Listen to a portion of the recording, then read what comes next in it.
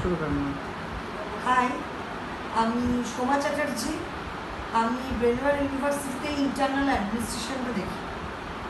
তো আমাদের আজ ইউনিভার্সিটির স্টুডেন্টরা যারা এনএসএসের ভলেন্টিয়ার, তারা প্রতিদিনই কিছু না কিছু ইভেন্ট করছে। তো আজকের ইভেন্টটা কিন্তু আমার কাছে একটা ভীষণভাবে আমার খুব ভালো লেগেছে যে আমাদের কলেজ ক্যাম্পাসে যে 10টি অবলা বাচ্চা আছে তাদেরকে ওরা আজকে ফিডিং করিয়েছে খুব সুন্দরভাবে।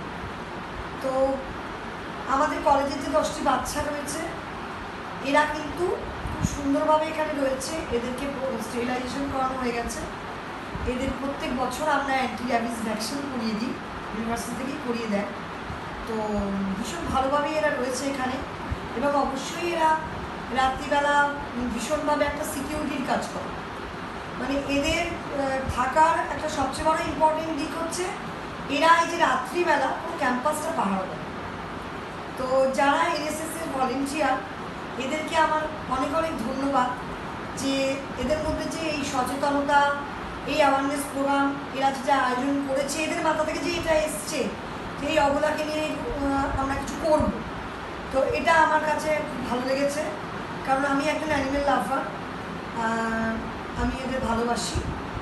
আর বাকি সবার কাছে আমার একটাই বার্তা যে এদেরকে সবাই ভালোবাসুন, একটু খেতে দিন, আর কোথাও কোনো ক্রুয়েলটি হলে সেখানে একটু প্রোটেস্ট করুন। কারণ এরা কিন্তু খুব অসহায়। এদেরকে আমরা যদি একটু খেতে দিই তবেই ওরা খাবার পায়, এবং এরা কিন্তু ভীষণ অনেস্ট।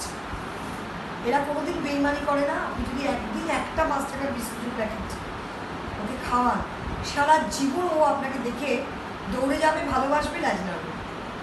তাই জন্য সবাই ওদেরকে ভালোবাসবে।